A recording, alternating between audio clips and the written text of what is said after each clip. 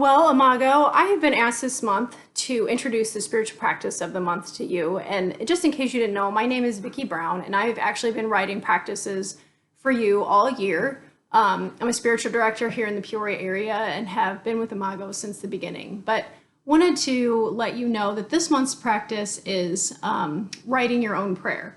And I know that prayer is a little tricky for some people, and I kind of want to demystify it. So I'm really encouraging you all to read what's been posted about it. It's a little long this month, and I'm really sorry about that. But when we get to prayer, there's just so much that we can do or not do, and I wanted to give, as much as I could to help you walk through that.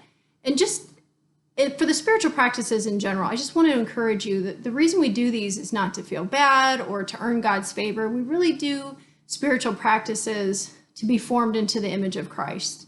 And being formed into the image of Christ is something that, the New Testament talks about a lot, about how we're a new creation, and spiritual practices can give us a pathway to know what some of that new creation looks like. I think that it's important to remember that spiritual practices just run the gamut of what you can do. And so I'm just giving you a small taste this year of those practices.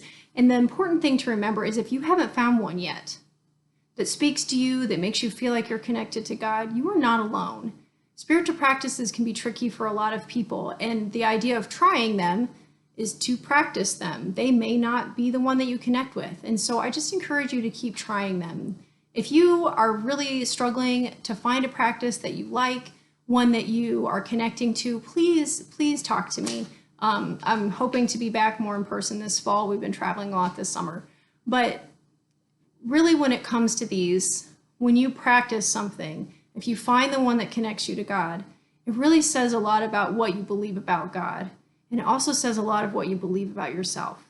And Imago, I think that you just need to know that I think you're beautiful, and I feel that you're beautiful, and I can feel God moving in this body as we worship together, as we are in our community together, and as we try these practices together, hopefully giving us some common language. Know that you are doing a good job.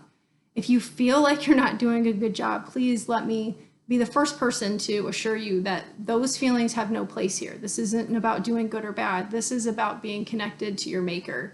And I just hope that as you write your prayer this month, I encourage you in the practice to write a prayer for somebody that you were nice to. Last month we did the random acts of kindness.